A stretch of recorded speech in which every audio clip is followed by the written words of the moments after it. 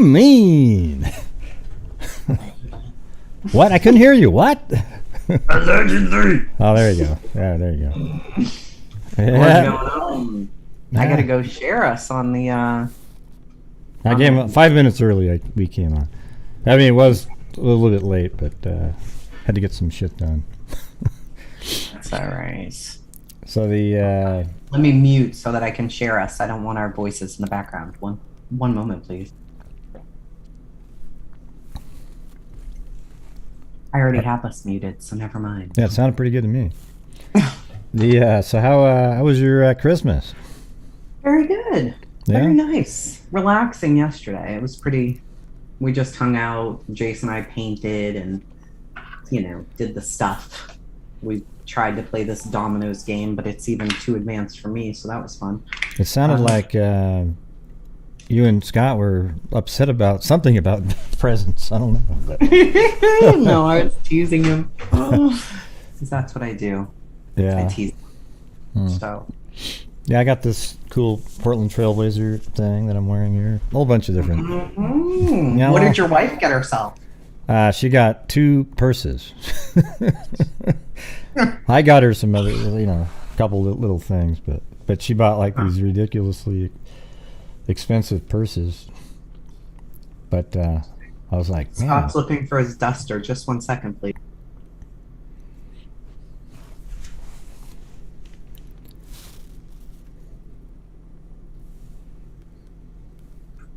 Did you grab a duster? She's looking for a duster.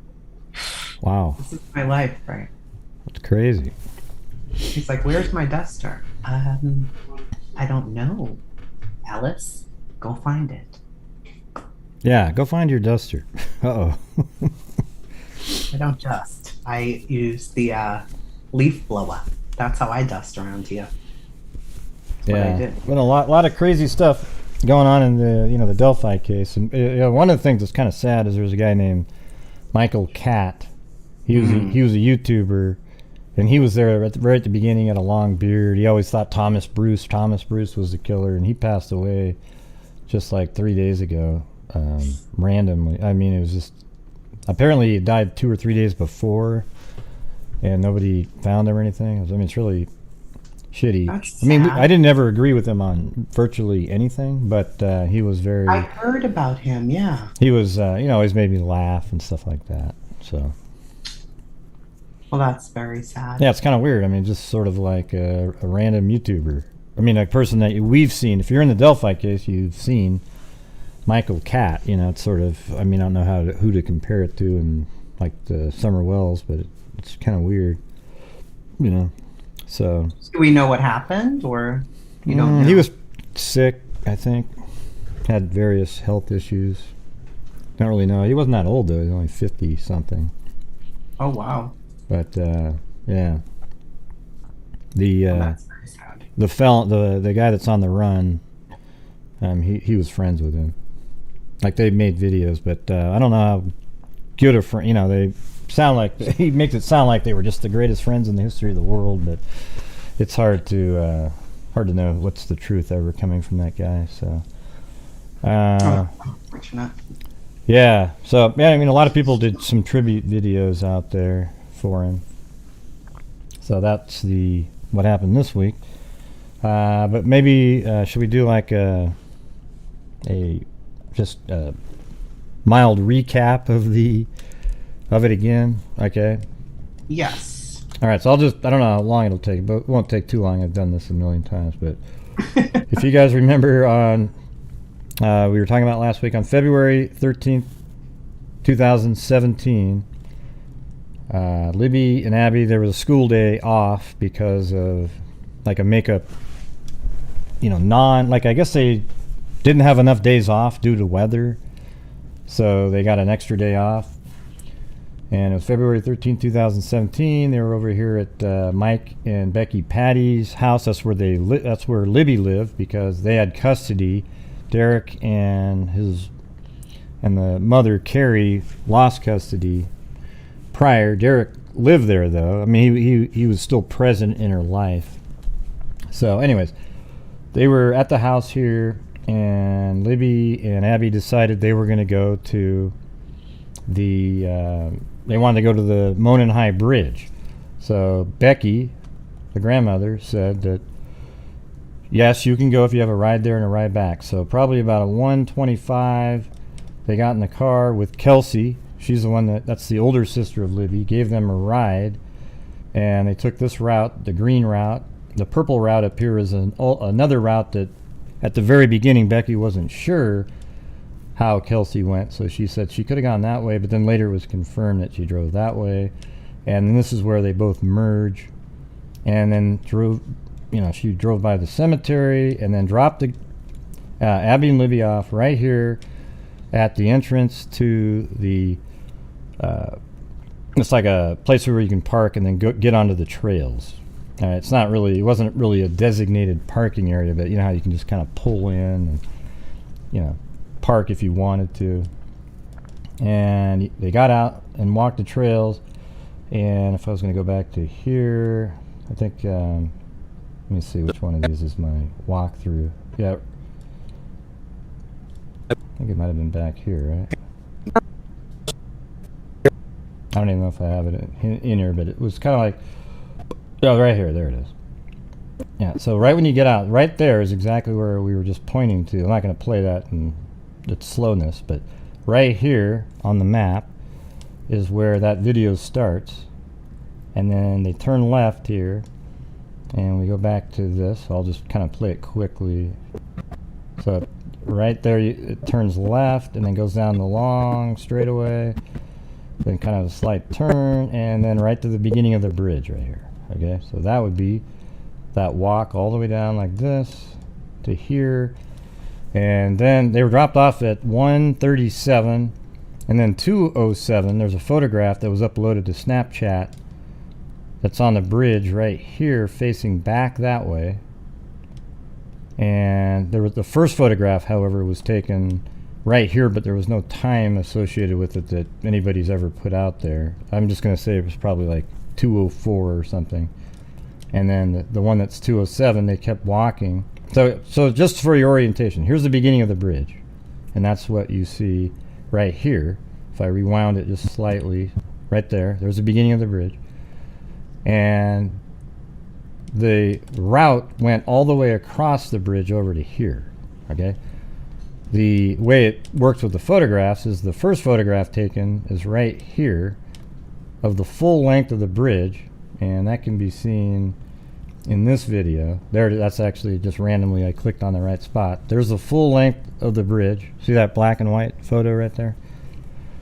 Right, and then in a minute they walk forward, and then there's this photograph back towards the start of the bridge again. So if you look at the animation that I put together on this, there is Libby. The end of the bridge is way over there, way in the background. She's standing on platform 3, filming back towards Abby, and that's at 2:07. And that's the photograph that was taken right there. I mean, that's literally her. You can tell that they're not in any sort of stress. They're kind of whimsically, walking around. See how she's just kind of, there's nobody in the background, nothing. She's just looking down, and it's a photograph of her. It's pretty artistic. I mean, that's actually a much taller photograph than that, too. All right, so that's at 2:07. And so they continue on after that. So that's where that photograph was taken. See, that's Libby and Abby back that way. The Google Earth sucks on that. And then they continued walking across the way. And then at some point, the killer came following after them. And I think that maybe they were just like halfway, and they decided to go all the way across even quickly, because they didn't want to cross that creepy guy coming at them. So they go all the way to the end, and he just kept coming and coming and coming. And eventually Libby got to the end of the bridge first and stood at the end of the bridge and thought enough to turn on her cell phone and held it down low by her side. And Abby was still on the phone when the killer's coming, and then Abby went behind Libby just as the killer was catching up, and he says to them, guys, and then after he passed them, apparently you can hear a click. He pulls out a gun, and even Abby said, he's got a gun. Is that a gun? Or something like that. And then he said, down the hill. So then after that point, I can go, let me play the actual, the video again. It's right here. So that's what it looked like when he was coming at them. These back here, these people back there is just because that's the background image I used. Okay, it's not. There's no people in the video.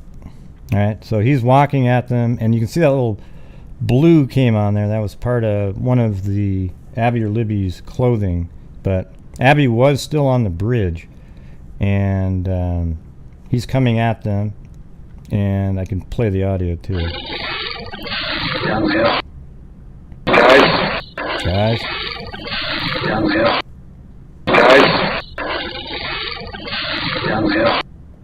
Right. So let me get back to the. There we go. Back to this one.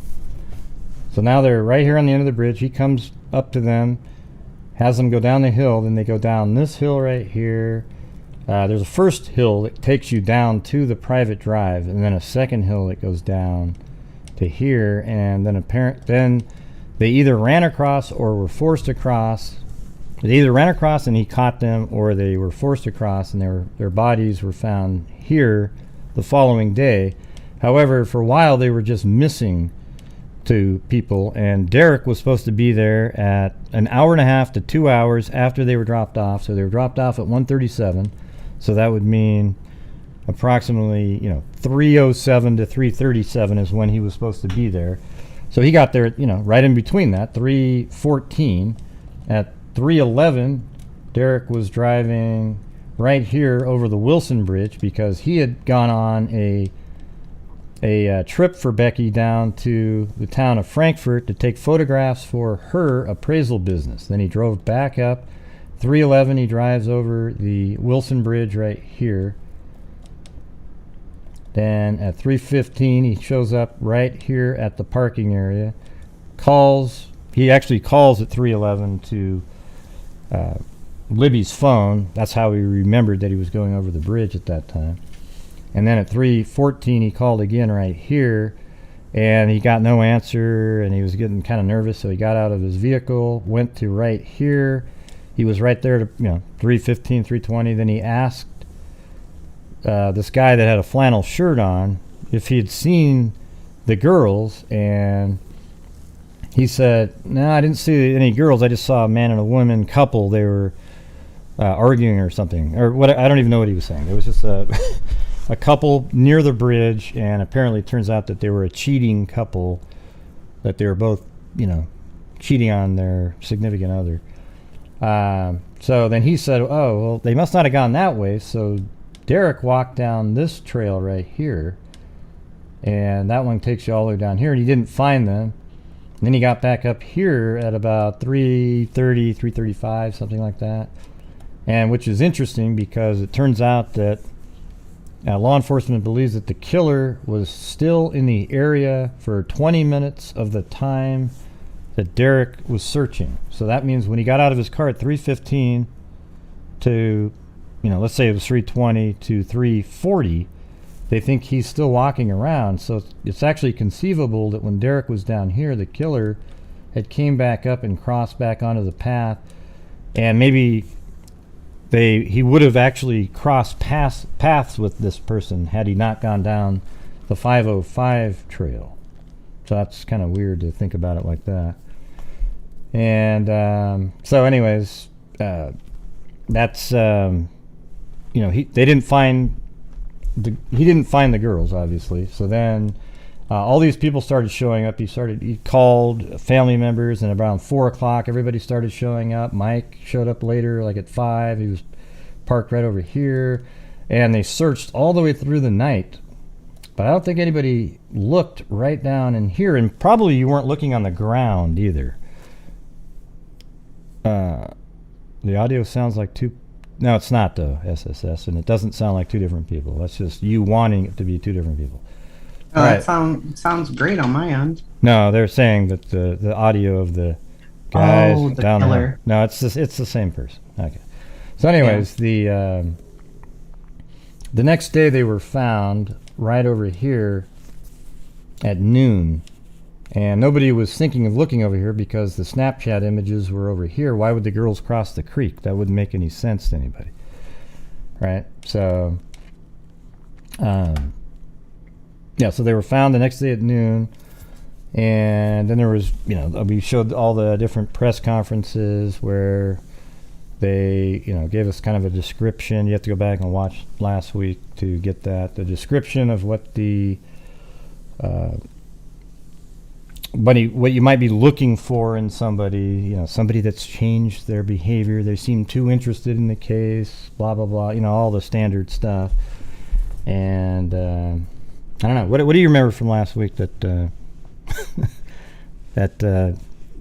we watched the video a bunch of different times, but like in the first press conference, the big one, they came out with down the hill.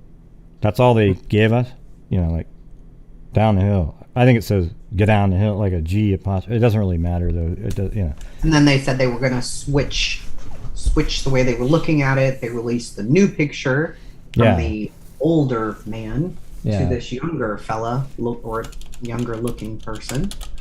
But this case is really rough. You don't have so much information, but you have a video, and then what do you have? So these are the two. This is the first sketch that they didn't release that, by the way, on the first press conference. It was later. Right.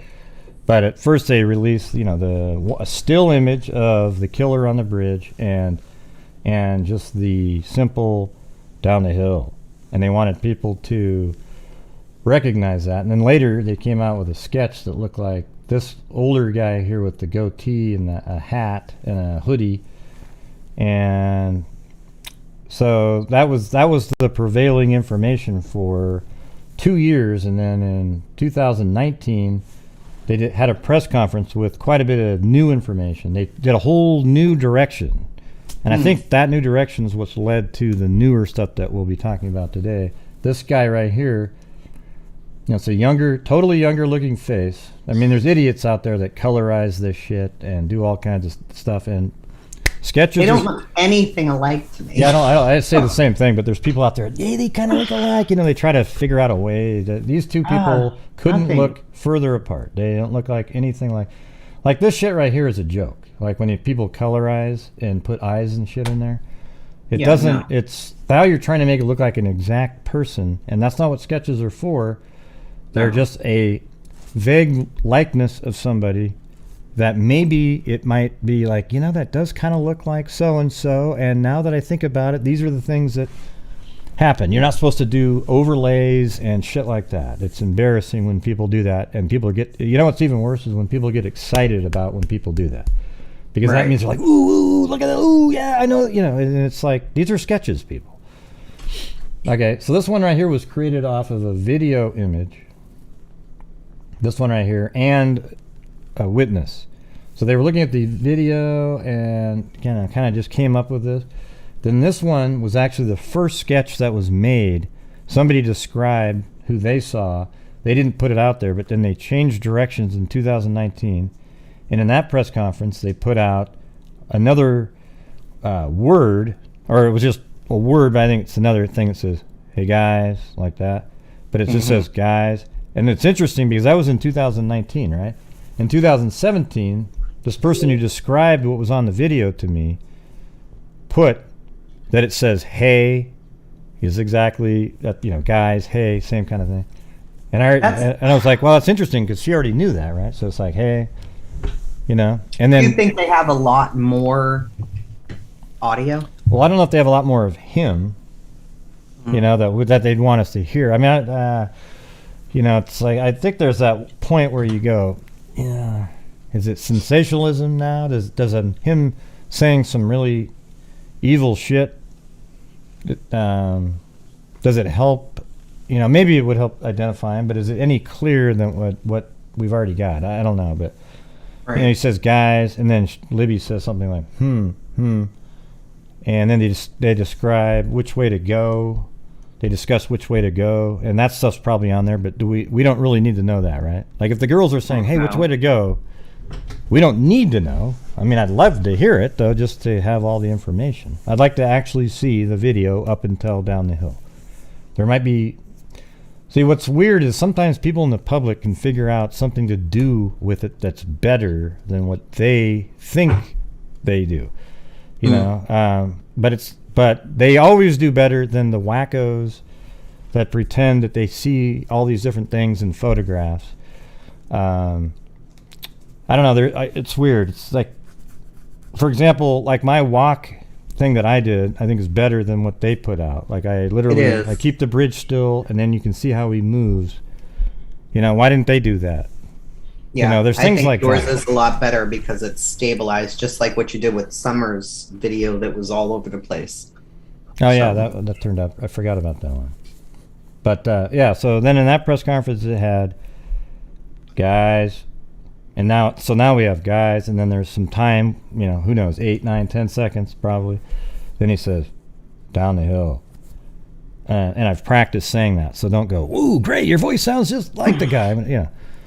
Yeah, so I said, are the killer. Yeah, I've had that. So down the hill. So right now somebody's like, he does have the goatee. You know, if I think about it, he looks like the. Yeah, he does look like him a little.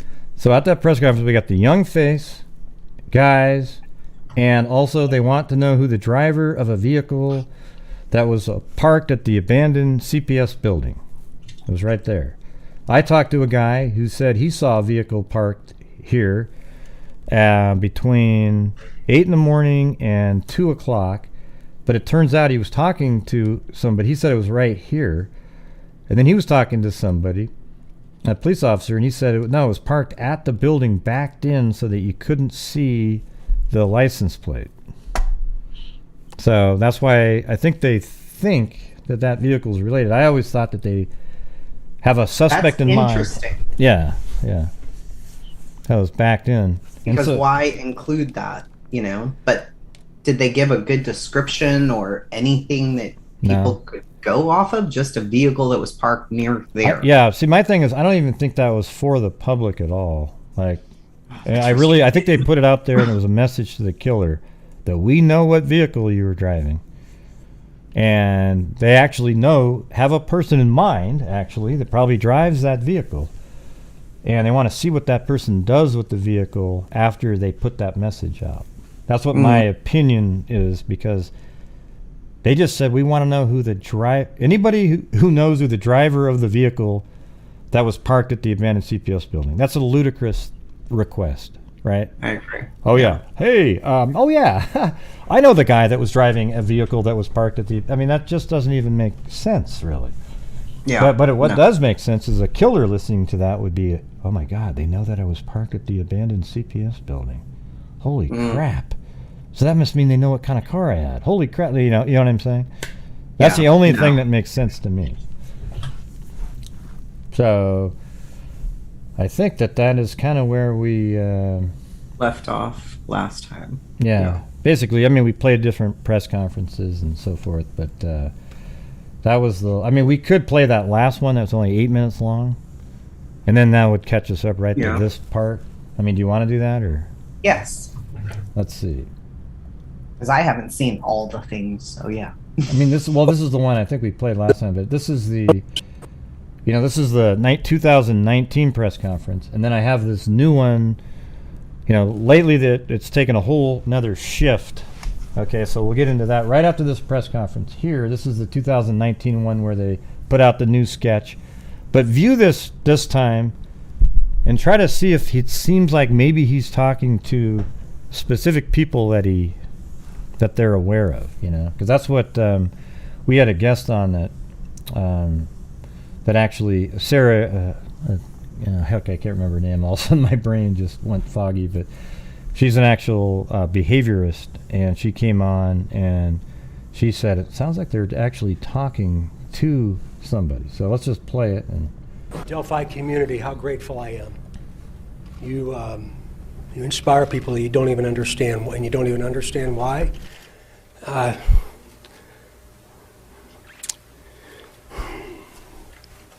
Information is being released today is the result of literally thousands and thousands of hours of extraordinary investigative efforts by Delphi, Carroll County, the FBI, the Indiana State Police, and countless other agencies. This community surrounded us some 26 months ago, and you did everything you could to support us, but most importantly, you surrounded the family of these two little girls. Gosh, I'll never forget it. After you hear what we're going to release today, I'm going to ask for your continued. Oh, it was Sarah Kaline. You can go watch that episode. It's a Delphi Live. It's called Criminal Behaviorist. Sarah Kaline discusses the case. Okay. Support, your continued understanding, your empathy and compassion as we move forward to find out who did this, and we will. We're seeking the public's help to identify the driver of a vehicle that was parked at the old CPS DCS welfare building in the city of Delphi that was abandoned on the east side of County Road 300 North next to the Hoosier Heartland Highway between the hours of noon to 5 on February 14th, 2017. If you were parked there or know who was parked there, please contact the officers at the command post at the Delphi City Building. We are releasing additional portions of the audio recording from that day. Please keep in mind, the person talking is one person and is the person on the bridge with the girls. This is not two different people speaking. See what I mean? See, it's not two different people, everybody. It's one person. It's one person speaking, that is. I mean, we don't know if there was somebody hidden in the background somewhere that nobody knows about. Please listen to it very, very carefully. We are also releasing video recovered from Libby's phone. This video has never before been previously released. The video shows a suspect walking on the bridge. When you see the video, watch the person's mannerisms as they walk. Watch the mannerisms as he walks. Do you recognize the mannerisms as being someone that you might know?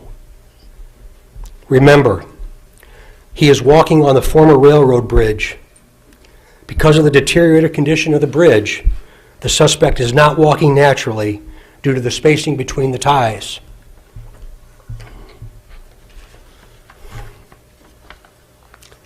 During the course of this investigation, we have concluded the first sketch released will become secondary as of today. The result of the new information and intelligence over time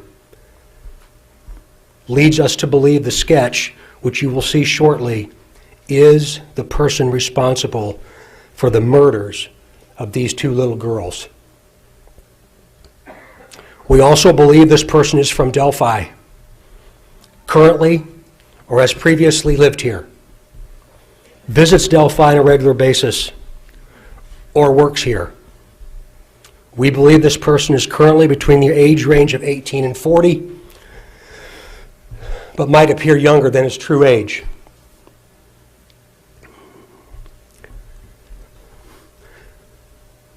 Directly to the killer, who may be in this room.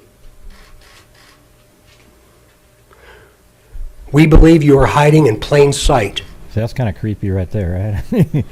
Could be in the room. For more than 2 years, you never thought we would shift gears to a different investigative strategy, but we have.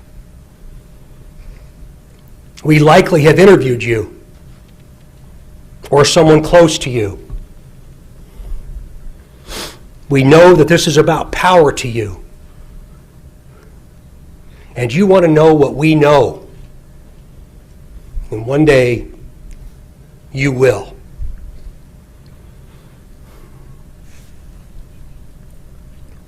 A question to you. What will those closest to you think of when they find out that you brutally murdered two little girls? Now I was trying to talk to the Two guilt, children. the guilt of it. Only a coward would do such a thing. We are confident that you have told someone what you have done. Or at the very least, they know because of how different you are since the murders.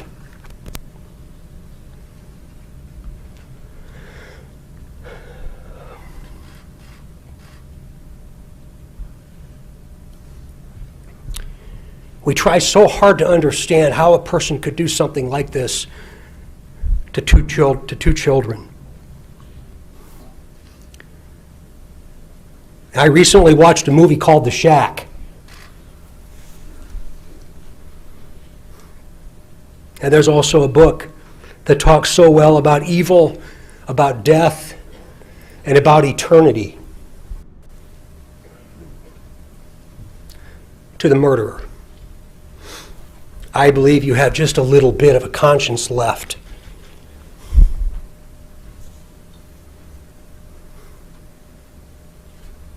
And I can assure you that how you left them in that woods is not what they're experiencing today.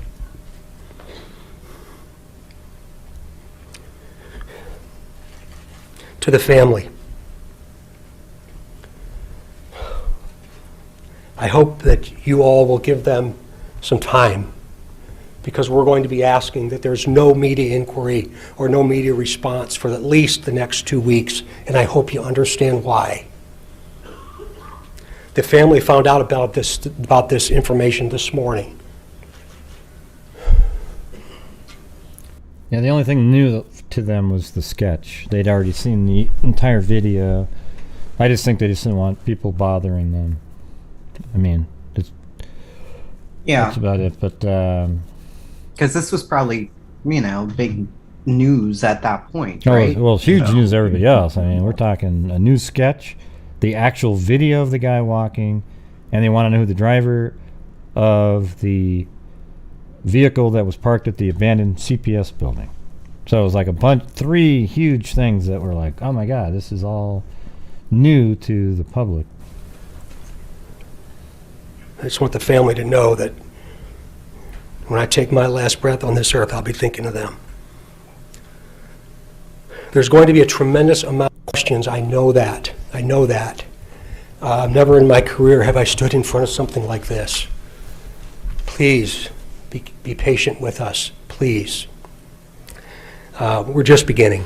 We are just now beginning. And I can tell you on behalf of the sheriff and the police chief, so many other partners. Yeah, but hold on one second. We've only got 100 and something likes with 731 people watching.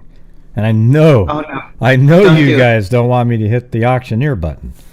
So everybody, yeah, everybody's going to have to hit that like button. Okay, some people go, Gray's so mean. He held the show hostage for the likes. Well, it's the least you can do, right? We're doing this show. The likes. Hit the like button. It's very simple. Takes no effort at all on your part. You just click the damn thing and help support the channel, okay? Also, if you want to help support the channel, he's going to play something crazy. Yeah, if it doesn't get up to 300 quick, we're going to have to hit that button. But 239, we're going to have to get to 300. There's 700 and something people. But also you can help support the channel by becoming a channel member or obviously super chats. And I think we've been discussing, figuring out a way to do a portion to a charity at the end of the month, much like we do on my channel. So there you go. It'll be sweet, right? Who the hell knows? But anyways, where are we at? Oh, we're over 300, so now we can get back to playing. Now Gray won't kill you all. Thank you. You don't have to hear the auctioneer sound. Thank God. That have stood with us over this period of time, that we will not stop. All right, so here we go. They're going to play. This is how it was when they played the video for the first time, and this was back in February or April 22nd. I just unveiled the person that we believe responsible 2019 for the murder of these two little girls. So I invite media to take a look at that now. It's not up. Kim? Thanks, everybody. That picture just confuses the crap. Well, it's even We're more. also going to show... Well, it's even more confusing later when he does a national, it seemed like it was I don't know if it was national, but it was a big news. He was on a TV show somewhere, and he said, I think it's somewhere in between, both photos. And then you had all these people doing morphing images of the original sketch and this one. Show you a video not previously released that superintendent spoke to, and also the audio that's additional to what's been previously released. It's only a slight change in it. So let me say one more thing. In an interview for the podcast that, from I think it's Scene of the Crime podcast on Delphi case, we asked Carter what the significance was of the shack, because everyone's like, "Ooh, they took him to the shack. They took him to," and it's like he goes, "I just liked the movie." I just thought it was a good movie about like redemption or something, right? And then Kelsey said, "Yeah, I liked it too. We both liked it, and we talked about it." That's why he brought it up. There wasn't some hidden, maybe they did want him to go watch it, and maybe that would have been you've seen it, right? Would that have maybe been a message, maybe to a killer to come forward, something like that? Mm-hmm. It would. I mean, I don't think so. I think he saw the movie, and it's like a religious type movie, sort of. Yeah, but do you think if I don't think it was like a clue or a reference? Yeah, it wasn't a clue at all. But do you think maybe it was him wanting maybe the killer to watch the movie, to maybe have him maybe go, I could, maybe it's a message to help him come forward? Is that to maybe make him feel guilty? Sure. Yeah, because it's an emotional movie. Yeah, maybe something like that. Yeah, okay. Sergeant Riley, just a second as he gets that up and ready. I love that cop. The guy that was just talking a minute ago, Carter. The emotional one. Yeah.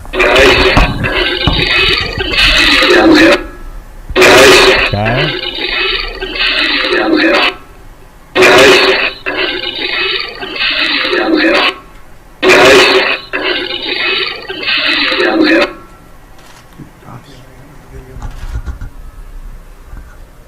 Stand by for the video, please. So that was the full audio that they have now, and then there is no sound of the video.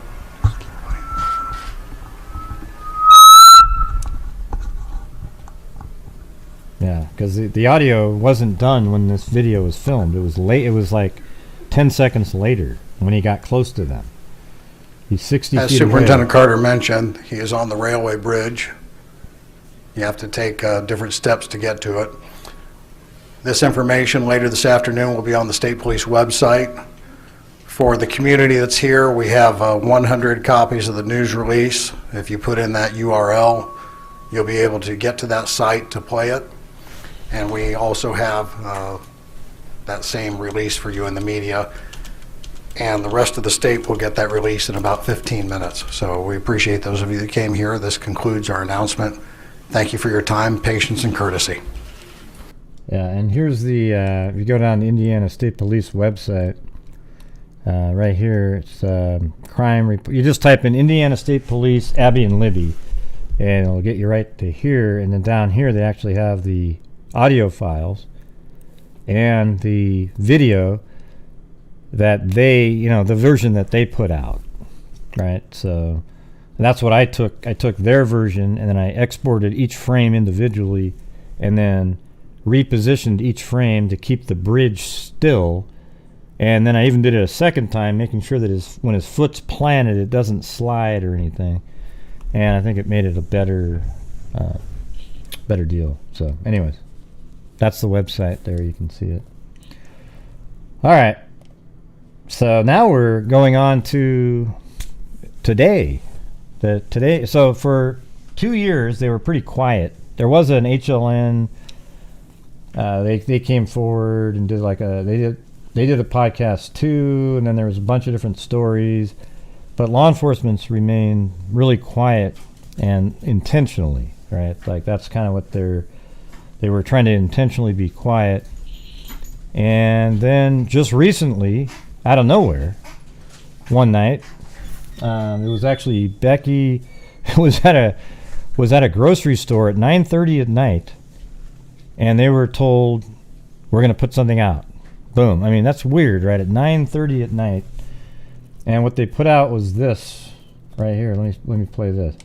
And here's the thing. For all these years, you can ask Becky, Kelsey, I've been told that social media had nothing to do with this. They could find no link whatsoever. Then, literally, a few nights, about 2 weeks ago, at 9:30 at night, they put out this video right here. It was absolute shocking. Hold on, let me find it. Where the hell is it? Is it this one? Right here. There we go. So, this is the video that came out. I mean, could you imagine everybody in the Delphi case just going, "Oh my God"? Yeah. And here it is. And so, I'm playing it, but it hasn't got to the video yet. Hold on. There it is. So this came out. My name is Sergeant Jeremy Piers, the Public Information Officer with the Indiana State Police out of Lafayette Post. While investigating the murders of Abigail Williams and Liberty German, detectives with the Carroll County Sheriff's Office and the Indiana State Police have uncovered an online profile named Anthony Schatz. This profile was being used from 2016 to 2017 on social media applications, including but not limited to Snapchat and Instagram. The fictitious Anthony Schatz profile used images of a known male model and portrayed himself as being extremely wealthy and owning numerous sports cars. The creator of the fictitious profile used this information while communicating with juvenile females to solicit nude images, obtain their address, and attempt to meet with them. Pictured on your screen, you'll see images of the known male model and images of the fictitious profile sent to the underage females. We have already identified the male in these images that were used by Anthony Schatz. The male in the photo is not the person of interest in the investigation. Detectives are seeking information about the person who created the Anthony Schatz profile. Investigators would like any individual who communicated, met, or attempted to meet the Anthony Schatz profile to contact law enforcement by utilizing the tip email, Abby and Libby tip at cacoshrf.com. Please provide as much information as you possibly can. For example, when you communicated with Anthony Schatz, how you communicated with the profile, what social media applications the account used, and if Anthony Schatz attempted to meet you or obtain your address. If you have saved images or conversations with Anthony Schatz profile, please attach them to your email. Again, if you have any information, please contact law enforcement by utilizing the tip email, Abby and Libby tip at cacoshrf.com. Thank you. And so you know that's part of the Abby and Libby case because they're having you call the Abby and Libby tip hotline, right? It's not like, hey, during that investigation we found this, call this number because it's a different investigation. Now, can you take people back in time, though, a little bit? Because that messed me up. So when they said all of this, I'm like, oh, okay. What does this have to do with the case? Yeah, yeah. Because the thing is it's really weird because LM, you guys know LM in the chat. She goes, hey, Gray, man, somebody talked to me about Anthony Schatz back in 2017, and then she gave me a name, and I go, oh wait, I've talked to that person. In fact, they're the person who described to me what was on the video.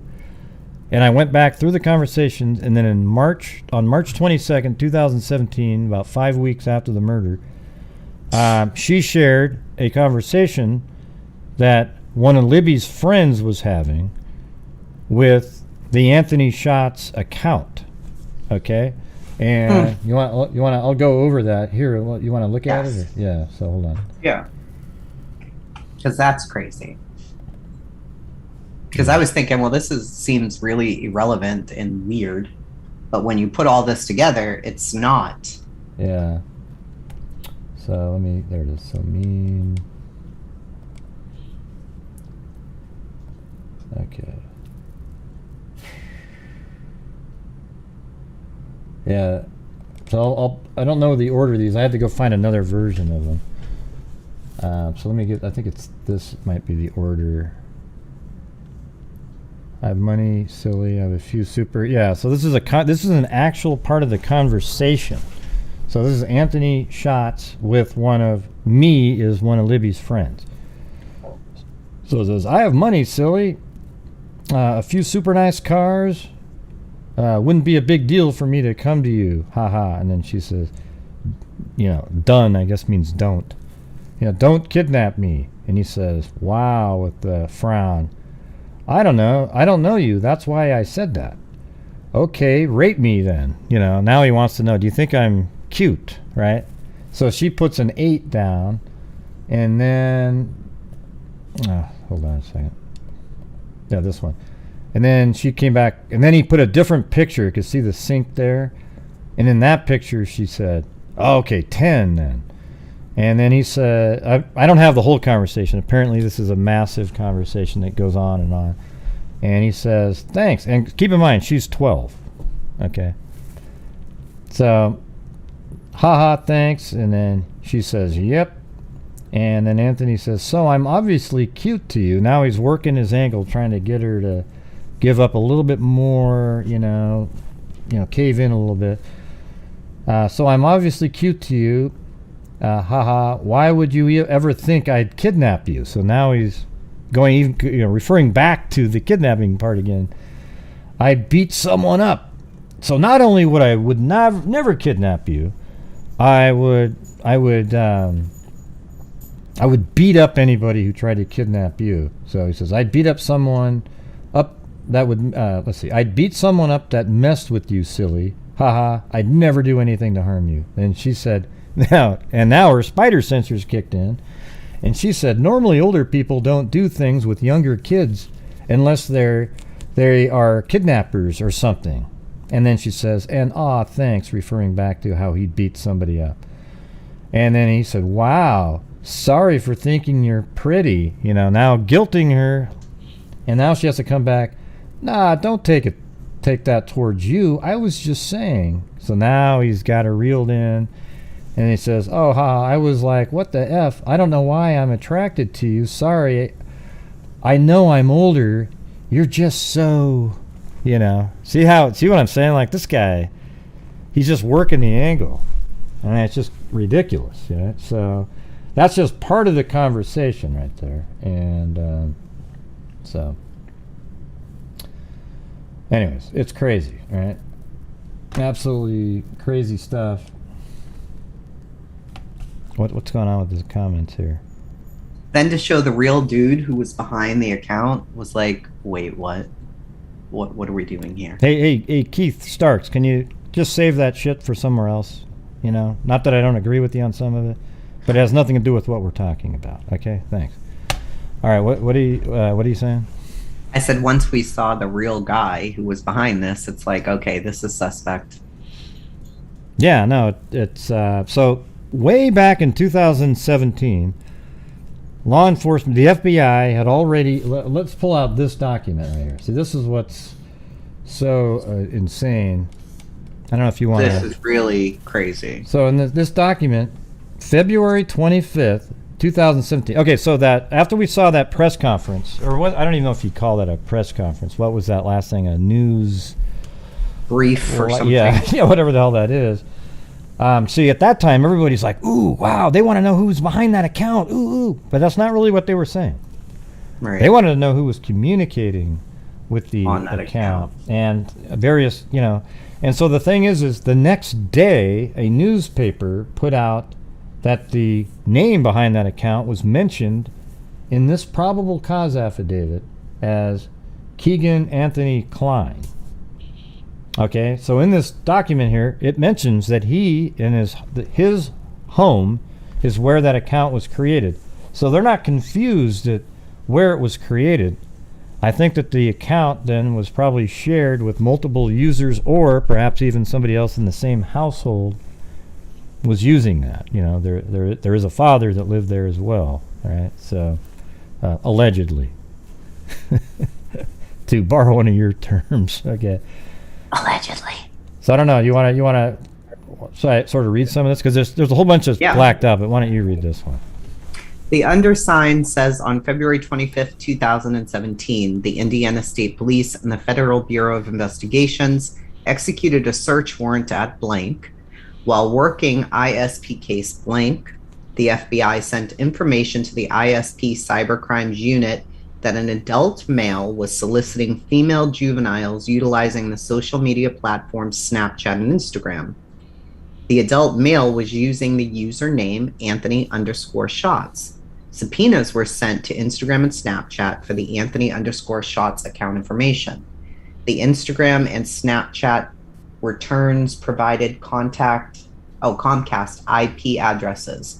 A subpoena was sent to Comcast for the IP addresses associated with the Anthony Shots account, and they returned to blank in Peru, Indiana.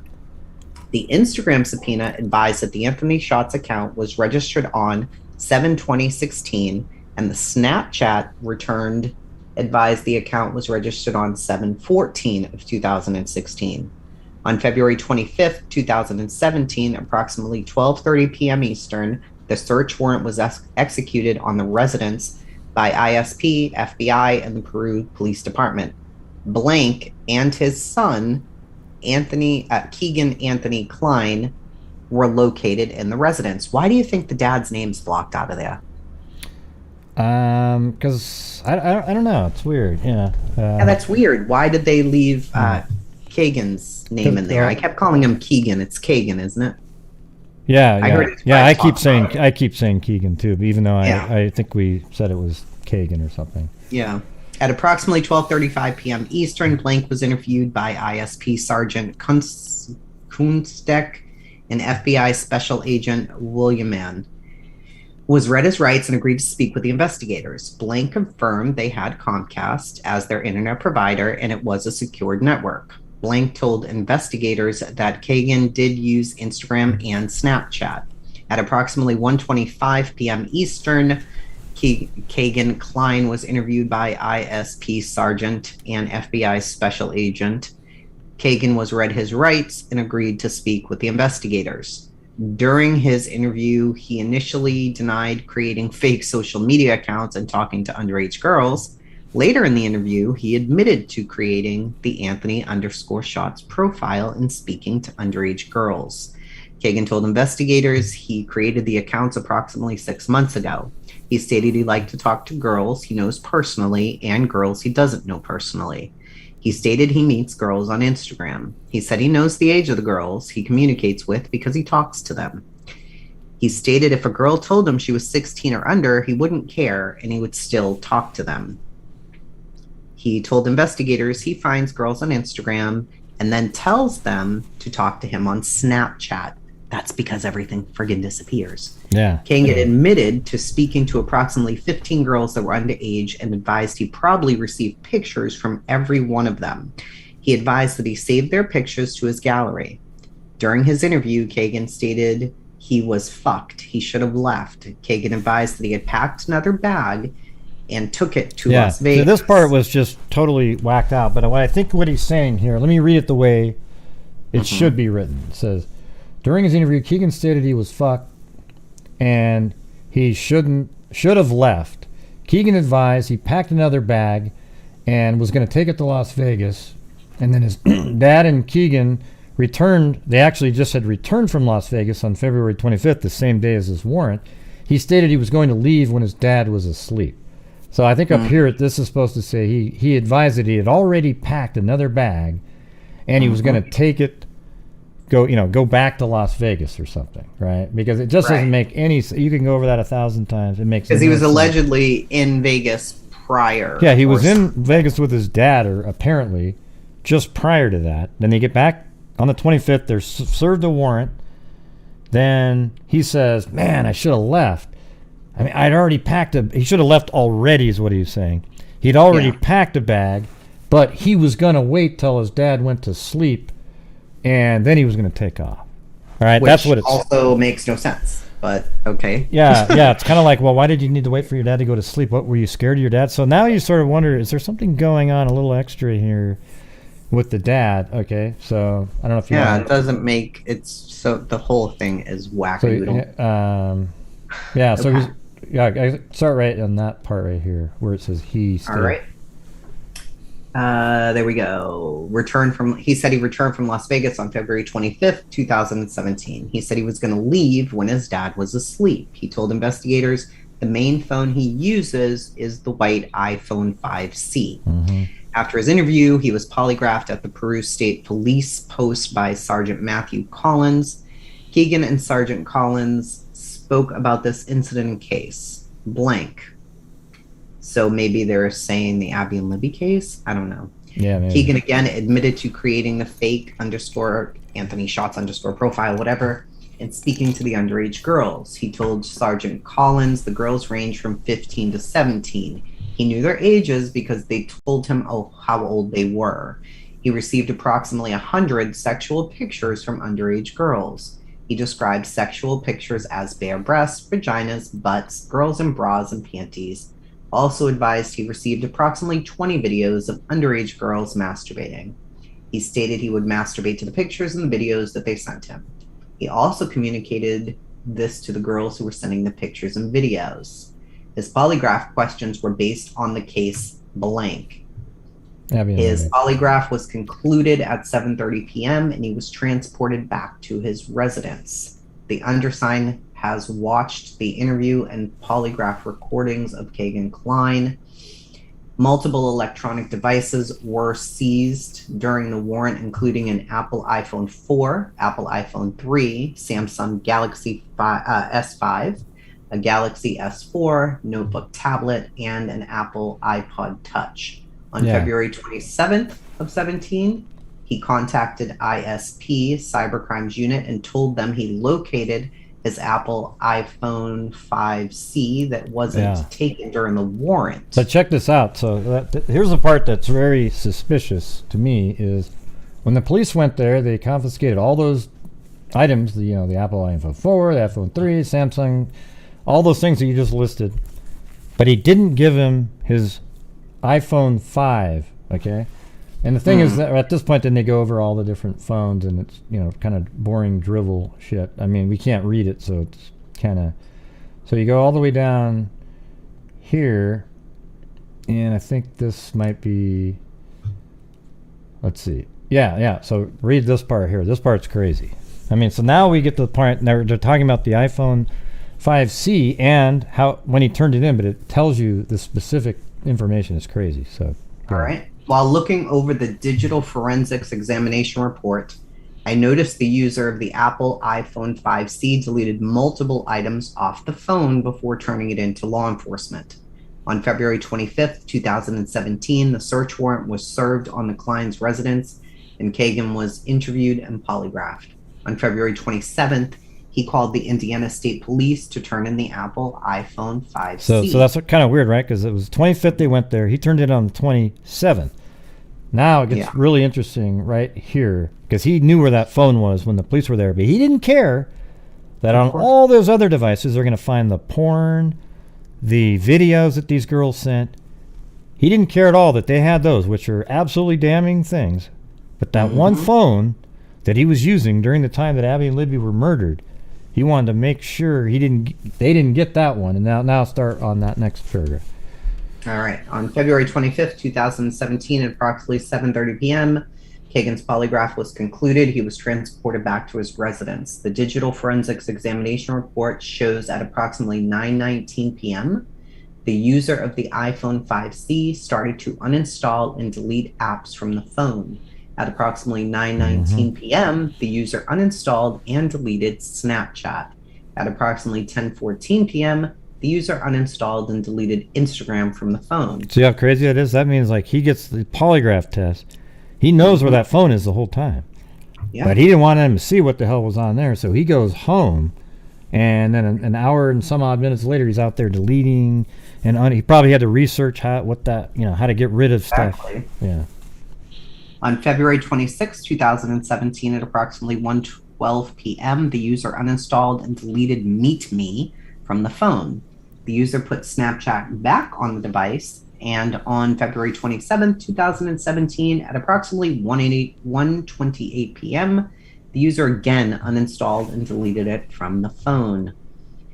Keegan admitted to using these applications to chat with underage girls. The evidence contained in these applications were destroyed when the user deleted them from the device before turning it into law enforcement. Law enforcement officers observed Keegan staying at his girlfriend Blank's apartment on August 14th and 15th, 2020, located at Blank. So this is 2017. Then you've got 2020 down here. So they're still keeping their eyes on him, which is... Well, it's weird that he wasn't arrested back then, having all that stuff, because he wasn't arrested until 2020. Well, which is insane. Why? Well, maybe they wanted him out. See, here's the thing. You know how I told you that I was always told, the family was always told that social media wasn't part of it? What if they always thought it was, but they wanted the people using it to feel safe? So that was always the narrative out there, so that they might get back to doing their old business, right? And then you could track them down a little bit better. I think one of these people was supposed to say something here recently, and maybe they changed their mind, and I think this whole thing was for them to put pressure on them to spill the beans, because I think they determined that it's not Keegan Klein on that bridge. Even when he was younger, he's too big to have been that person. Okay, so yeah, but somebody isn't. Yeah, so the thing is it could be a family member of his or another person that used the account, because remember he what was it? He apparently had a Dropbox out there, and he was sharing the account. And there, I actually on my show the other day, actually right here, let me show you this. It's crazy. Look at this guy. Look at this guy right here. See, when you look at this guy right here, you look at him, and guess what? He lives in the exact same little town, Peru, Indiana. And then look at this right here. Watch this. A Peru man was arrested on Saturday. And this is, look at when this is crazy. Watch this. A Peru man was arrested on Saturday on 2 warrants related to allegedly having hundreds, if not more, images of child pornography, according to Kokomo police investigators. Zachary Vermillion, previously of Kokomo, was arrested by Howard County deputies on charges of child exploitation, a level 4 felony. The case began with the National Center for Missing and Exploited Children contacted the Kokomo police about a suspected collection of child pornography discovered by Dropbox. Isn't that wild? There's this Dropbox. A cloud storage service, Dropbox, had flagged 25 files in an account connected to an email in Vermillion's name. Listen to this. One file was uploaded on February 14th, 2017, and that is the day the girls were found after they were murdered the day before. While the others were uploaded on July 17, 2017, officers requested a copy of the documents from Dropbox, which provided 120 gigabytes of data.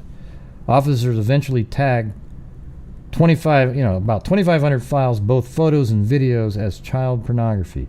Officers executed a search warrant on the morning of May 9th when they found Vermillion in his home. They interviewed Vermillion, who told police he did view child pornography and shared it online. See? I think there's this network of people that were using I agree. that account. And when you look at that, you look at this guy, I mean, take a look at that, and, if he just had, it does kind of look like, a generalization of a sketch. The youthful face, you turn him sideways. You'd have to take his glasses off. But who knows? I mean, he has the reddish brown hair that they always said he had. More red, though, than... It's just, to me, it really kind of speaks to, I think this is a much larger issue than people realize. There's so much of this going on. It's huge. What do you think about Keegan's dad? His name being taken out of there, I thought was really odd. It is interesting. It really makes sense to me. Yeah, his dad looks I would say if you looked at a picture, you'd think you could fit a little bit better, the size and everything. So. Right. I mean, I feel like that's a possibility. Do we know anything about the father at all? Anything interesting about him that could be? I don't really have a lot of suspicious? information on the dad.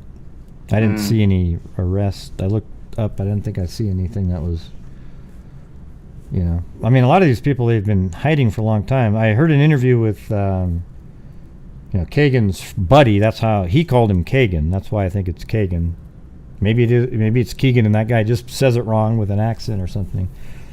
But he said that Keegan was really into the dark web and cryptocurrency, stuff like that. Is that the friend that you're talking about who did like that podcast thing? Yeah.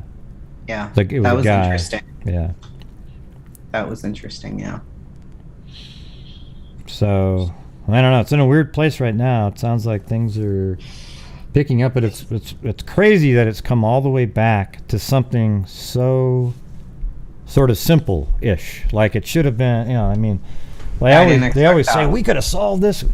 They say, we thought we'd solve this in, a week, given the information we had. And we had some really interesting, incredible leads and everything. And so is that what this is then? Is this something that maybe just didn't make it to the right people at the time? And when they say in 2019, they restarted up again. They started up again. And they probably started over from the beginning looking at old notes. And maybe it led to this direction. And, possibly. Yeah. And it could be just that they ran out of... They needed the public help now.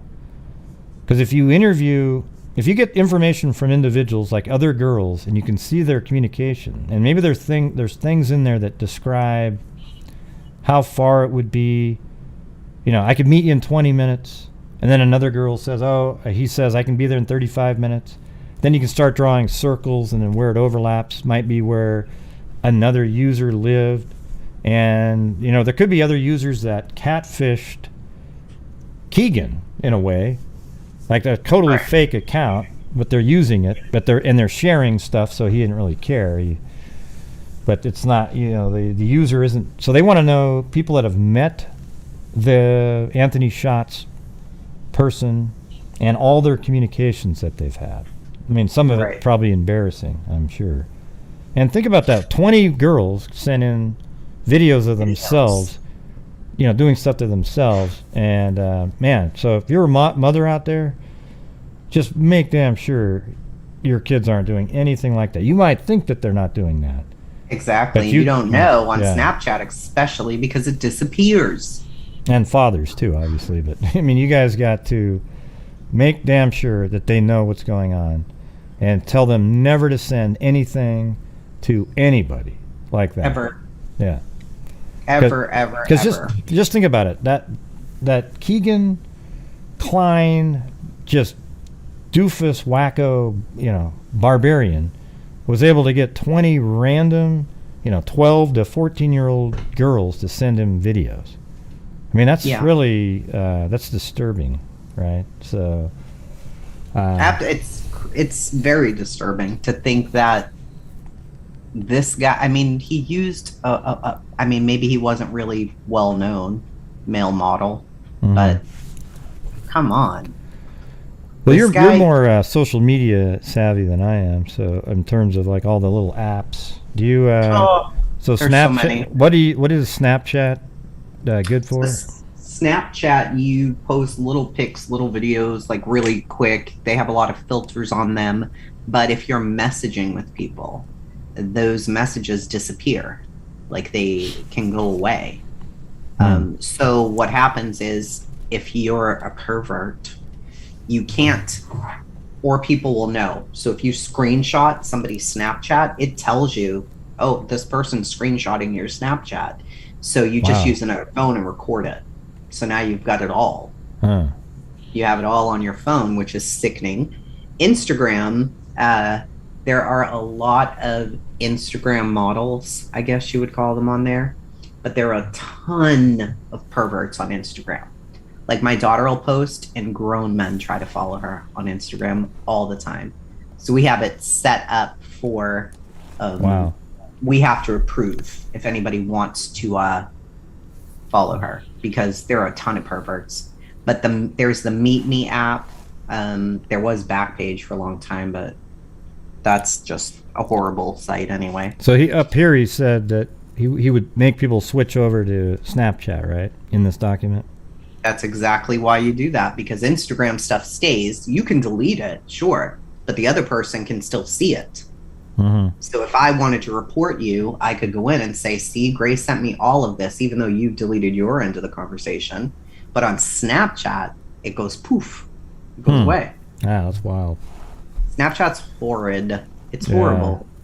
And that's why kids use it. They don't want their parents seeing what they're talking about on there. I think that Snapchat should that feature should be removed until you're 18 years old, maybe.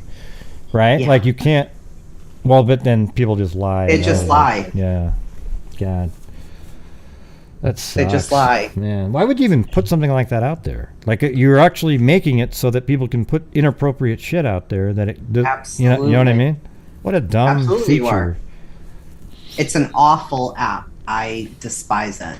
There's that one. TikTok, it doesn't seem as bad yet. It seems okay at the moment. Facebook, kids, a lot of kids aren't using that anymore. There are tons and tons of perverts on Facebook.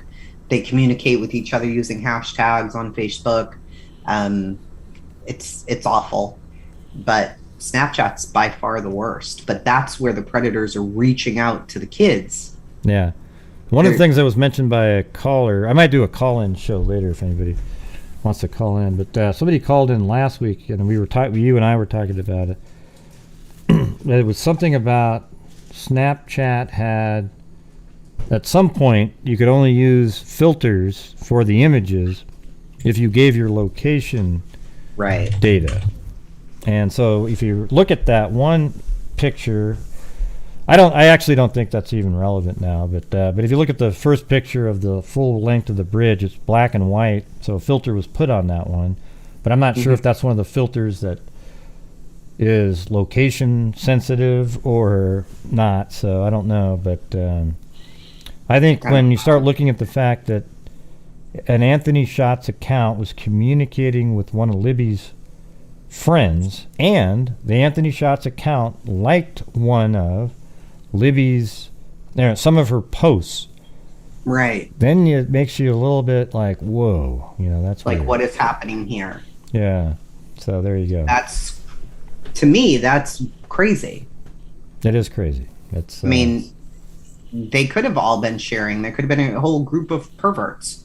I mean, I think I told you about me listening to that weird friggin' podcast that I listened to.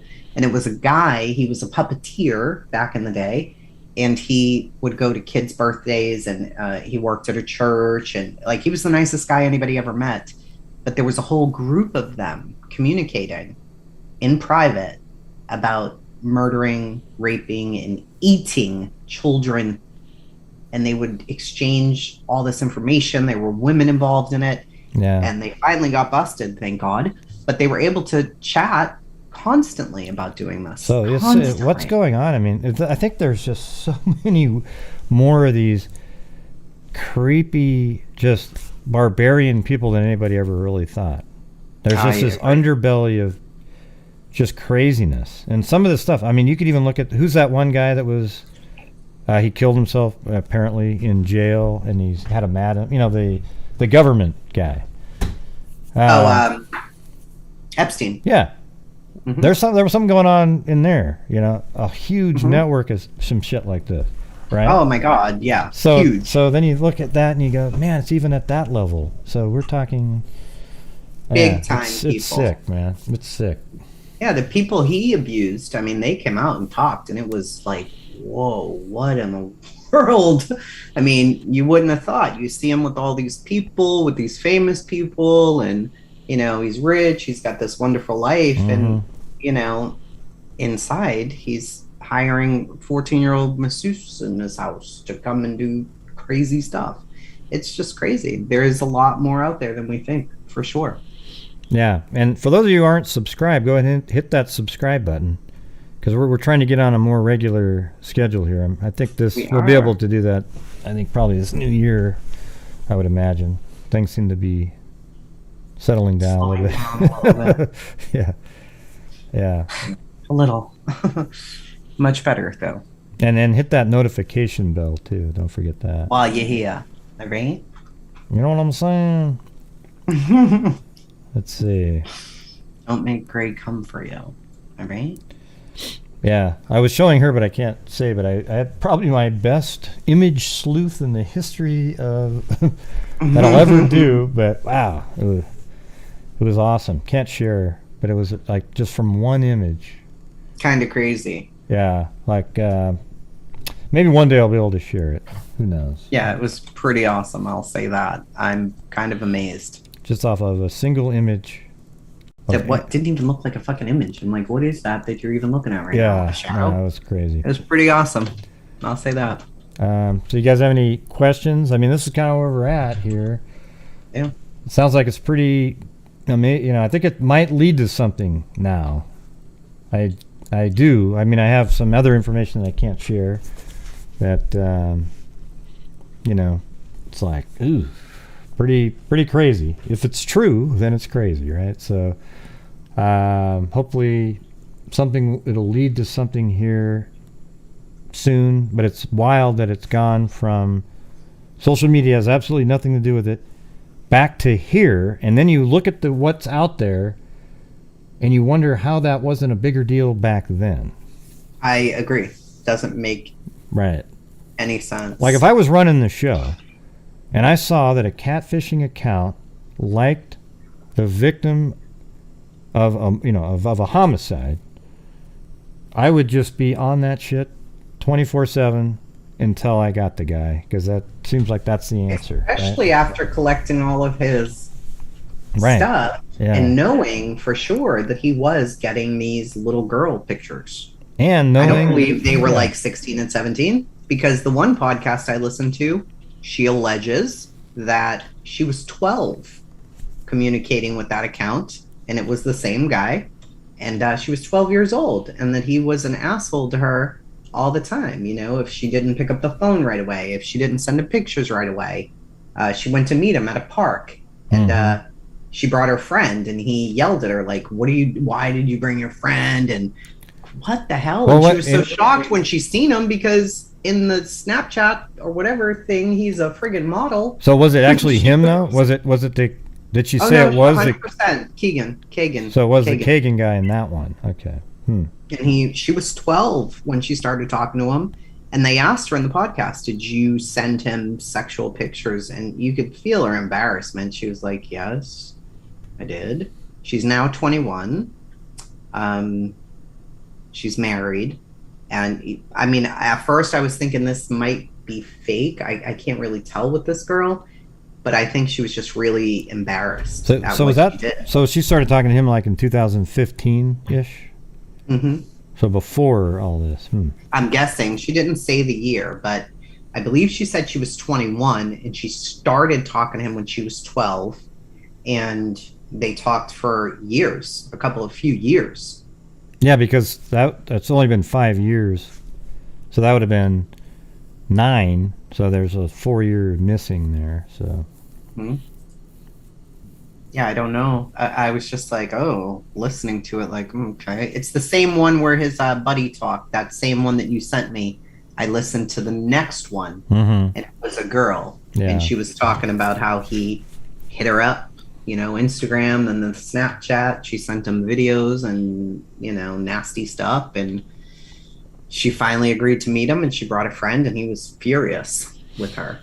But she said he played a lot of mind games. Like, he'd be really nice, and then he was really mean, and just... See, it's really weird, because, I mean, I'll say this here for the first time, but it was back, what was it? I don't know. 8 months ago or something, I said, wow, you guys, there's this one lead that's so interesting. And it's, it has nothing to do with this thing, but it's a similar, that PCI Predator in Indiana? Mm-hmm. He films, he gets, like, I mean, it's ridiculous. He has over 100 different people that are 50-year-olds trying to meet a 13-year-old. I mean, it's unbelievable. That's why I'm just kind of bewildered now at how many there are. And it was one of those people that was on that one of those videos that it was unbelievable. Okay, it turns out, like, you look into that guy, he had one of the guys that they found, I mean, he had a connection to Delphi even. He looked almost identical to what you'd think. It was unbelievable. So it was all turned in, and I have all this information on it, and I'm still holding on to exactly who it was and all this stuff. But law enforcement already has it. But see, that could be, again, that's part of the same deal, right? It's how is that person communicating online with the person they were going to meet? Probably the same exact way, right? Snapchat and so forth. You use a catfishing account. You make yourself look like, this wonderful whatever, and none of that's true. Literally, none of it's true. And these are 12, 13, 14-year-old kids. So they don't realize at the time, if you have 50 pictures of yourself on your profile, then, you're not thinking this is a catfish. Kids think, they only have like one or two. It looks fake. They're not following anybody. But good catfishers have tons of pictures. They interact. They follow people. People follow them. So you think it's real. You think really this gorgeous guy who's 17 is trying to talk to me. Mm-hmm. And you're flattered. And you have no idea. Especially when they sort of guilt you into accepting that they really like you. Right. And you're 12 or 13, so they, that's why they're picking people that age. If they pick somebody that was 17, 16 even, they might be like, you're full of crap. What are you talking about, dude? No, but that's why it's easy for them. I think kids are getting better at catching on now, but even this one caught on, right? She said, let me read that again. It was crazy. She said... takes a while, but yeah, they do catch on. Yeah, what was she said? Yeah, look how she was right on the money. Normally, older people don't do things with younger kids unless they are kidnappers or something. And then she said, thanks, because he said, I'd beat someone up that mess with you, silly. Right? So, right. Yeah. Yeah, sure you would, you little perverted bastard. Ugh. Yeah, so what else are you guys talking about? If I had parenting to do again, I would homeschool, throw all the computers, TVs, and so. Well, yeah, but then when they go get a job, they'll be clueless. People have to be able to use computers now, so. I think kids are smarter now, but the parents too. There's a lot of parents who they don't know that Snapchat disappears. I think they just need to. So they just think their kids having fun on there, no problem, and they don't even realize. Yeah, I think instead of teaching like critical race theory or something, they should teach maybe things to look out for safety online. Way more than that shit, right? So I mean, I think that's kind of. Why don't they have more classes where they're saying, hey, if somebody contacts you online, real life and shit. Really every class talk about it, like make sure that these people know what they're talking about. Yeah. Yeah. Because a lot of times kids look at us like, you're old, you don't even know how it works. Well, yeah, I might be old, but I know what a pervert is, Right. So, but kids think you don't know. They're like, okay, mom. Alex thinks that I'm this way because I watch too much true crime. She's like, yeah, okay, not everybody's crazy. I'm like, no, everybody is crazy, and I don't want you on these apps, okay? So. Hold on a second. I think there's another... I can't remember now. Hold on. There's another account, too. Is that I can't remember what the name was. Does anybody remember what the name of the other... There's a second account that he was using. That's a female's name, but it actually ends up being his. Heard about that. His, I think it's his stepsister's name. It's in this document somewhere. And so, I was wondering if he was using that one. Yeah, Emily. There it is. Let me get that. Let me see where that shows up first. So that was his sister's name? I think it's stepsister. It says the user also used 2 profiles, Keegan Klein and Emily Ann, Keegan's stepsister. There you go, see? To communicate with female teens. So you could see using Emily Ann as sort of like who doesn't accept somebody as a friend that's another young teen, right? Like, oh, yay, we're friends. And they become friends. So maybe they would have access to, geolocations if that was an element. But at the same time, they could be the sort of the bait where they go in and they're like, hey, they talk to him for a couple days and they say, I've got this really cute brother of mine. His name is Anthony Schatz. He might be contacting you. And they'll be like, oh, cool. And then it makes it a lot less concerning at that point. Yeah, right, exactly. Like it's way less suspicious to the other little girls.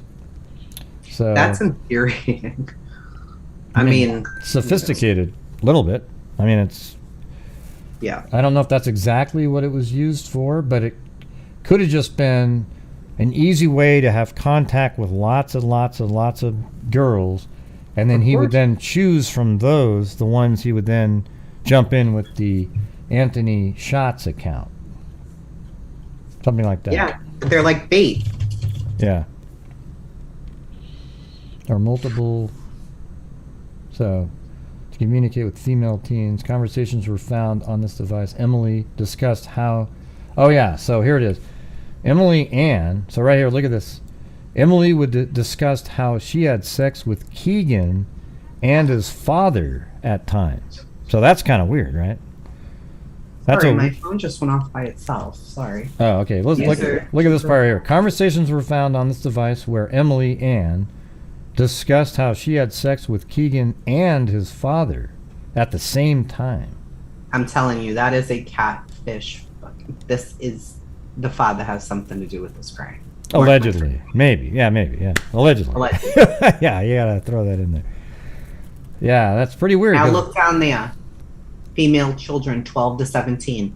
See, I didn't even know that. He said, they're 16 and 17. Females 12 to 13, 12 to 17. Well, he said if they were younger than 16, he didn't care. So. Yeah, it says more still images, possible drug and drug paraphernalia.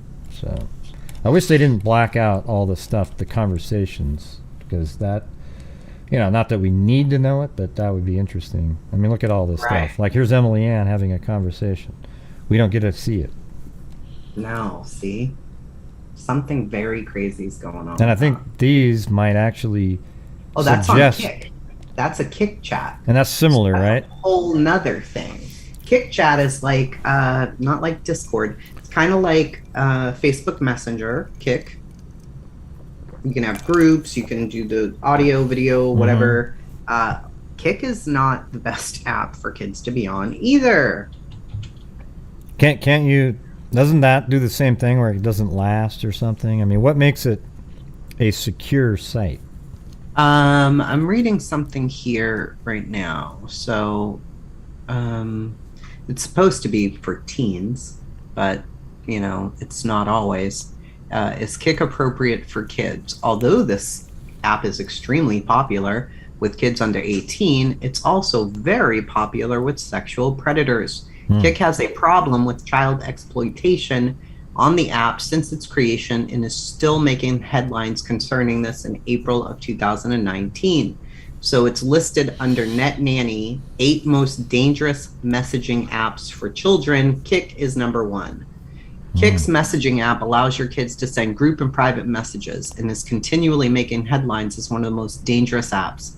It is important to know that Kick limits how many recent messages are saved, saving only a certain number within 48 hours, making it difficult for parents to monitor their child's chats. Kick also makes it very difficult to identify the sender and the receiver of the messages as there is no profile verification. The app is extremely popular for children, but very popular for predators. But why is it even popular with kids? Like, what makes that popular? Because kids love having stuff their parents can't see. It's exciting, and you can meet all these people. So it exposes children to mature content. There are very inappropriate chat rooms on Kick. Cases of child predators using the app to contact kids and exchanged child pornography on Kick. Yeah. Snapchat, Ask FM, Whisper. That was the one. Ask FM was the one. A long time ago, there was this case where, man, her name isn't popping in my head, but she was, I think, 14 or 15, and her uncle kidnapped her and took her up into the mountains, and he ended up being shot by FBI agents, and she survived. Hannah something or other. And I actually talked to her, well, after she was found, I talked to her on Ask FM. There was a whole bunch of people, and she would actually answer questions about like what was going on and what happened. I mean, it was crazy. This guy got into her house with her brother and her mother and burned the house and killed the mother and the brother, and abducted her and took her up into the mountains. It was Hannah. God, what was her last name? Does anybody remember? Anyways, it was pretty interesting. But that was Ask FM. So what are the other ones in order? Did you still have that? No, I closed it, but you got Whisper. There's several. I mean, there's so many. And where was Snapchat on there? Was that up there on the list? Number two. So this guy's using Kick and Snapchat, the two worst. The two worst ones. Yeah. Very bad, both of them. Yep. Yeah. I never let Alex have Kick because there are chat rooms that she can go into. And I mean, they can literally post anything. Child porn, whatever. It'll just pop up. You'll see it. You can't unsee that. So what the hell do you do then?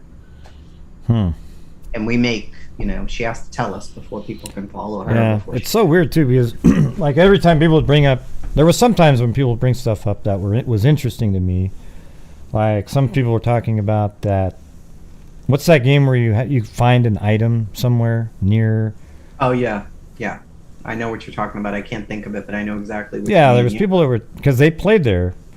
Kelsey and Libby actually would play that game where they go find, there was an item at the Monon High Bridge. And so it was kind of an geocache, that's the one Kubi just said. So that one was interesting to me, but every time the other ones would go, nope. They said it has nothing to do with social media. It's just going to be a killer that was hunting at the bridge that day. But now, I don't think so. I think it literally has a very good chance of being an actual catfishing event. Whether it was Keegan Klein or not, I don't know. But that's what I think now. There's very likely that it was related to a catfishing event, which is weird because I wouldn't have said that a month ago. Not even close. Yeah. And neither would. That's one of the things that Becky told me over the phone just like a week ago. She said, I'm really frustrated because they told us it had nothing to do with social media, and I've been saying that for all these years, and now people are going to think that I was lying to them, because that's how people are on social media. Of course. Hey, there you go. Thanks, Mama She 13. Thanks everybody else too. I have all your names over here on the screen. So great show. So mean, allegedly. Yeah. So you got any other thoughts? I think we could, I don't know what we would do next on this one, but it's definitely interesting. We are going to do the damn case I've been asking about. Oh yeah, which one is that? Crystal Rogers. Oh yeah, we'll do that one. Well, there's a whole bunch of things related to that. That's the next one. But on this one, what could we do next? Do you think we could get a hold of on this? Yeah, I mean, if there was going to be, because I want to do that one too, because we got the police officer, the mother with the daughter killed in the house, the whole Bardstown, the other one. Bardstown. That one's so interesting. Oh my God, so interesting. So, yeah, I think we should do Bardstown. But I don't even know what else we could do on this. You're the expert. Yeah, well, I'm just wondering about these various interviews that people are doing. Maybe we could go over those, and maybe, I don't know, it'd be kind of cool to actually get a hold of somebody. Let's try and go over that. What about Wednesday? Let me see something. Yeah, maybe we'll listen to some of those podcasts and go discuss some of that. Thanks, Lynette Burns. Wednesday at how is 1 o'clock my time? Yeah, that'd be cool. All right, that'll work. And let's see. And that'll be over some of the podcast interviews that we hear related. Yeah. Mm-hmm. Yeah, there's 2 of them. They're both interesting too. So Yeah. I wonder if I can we can try that. maybe I can somehow get a hold of Kelsey or something and interview her, and she can say what she can say. We could play that. I don't know. We'll see. But yeah, sounds good. Bardstown's a deep dive. Yeah. So All right, well, hold on. Let me thank everybody. So thanks for the welcome to Stephanie Joy and Bama Forever, and then Judy, Brandy Bradford, Breeze. I don't know if it's Mikel, aka or Michael, aka, or I don't even know. Michaela, Ka, Stephanie Joy, and then Susie Mack, Ozzy Trisha, Emily Flotilla. Then we've got Mama She 13, Lynette Burns, and Candalee Woodward Stone. And if you could go hit that like button on the way out the door and see if we can get that up to 600 or so. At least that would help out the channel too. Yeah, Jason Ellis is the police officer. That's a weird deal. I think that, yeah. Well, I guess when we get to that, we'll just go over what we think is going on. But, yes, thank you all for showing up. Very cool. All right. Are you muted? I can't hear you. Shut up. That was an accident. Oh. Wait, I'm just saying, I thought you were muted. Just having a whole conversation with myself over here. Oh, okay, go ahead. Say what you want to say. No, I was talking to myself. I don't even know. Oh. I was like, thank you, guys. And then I was reading the screen. You know what? Never mind. All right, you guys. Thank you for being here. This is a show that we wanted to do a partnership so we can go over cases too in a different way, kind of bouncing thoughts off and so forth. This is just one of the cases that I've been doing for a long time. And, it's the same way, like if she's covering Summer Wells, since she knows like the brand of shoes somebody was wearing, if we were going over that one, she would have every single bit of the information, right? Yeah.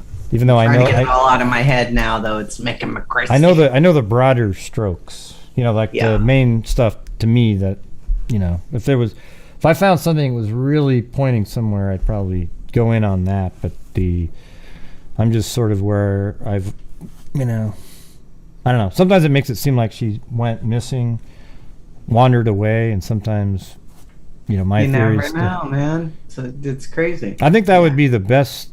The best case scenario would be if she was abducted and she's still alive. The second best would be that she wandered off and passed away following into some area, meaning that all this wild shit that's been discussed is absolutely meaningless.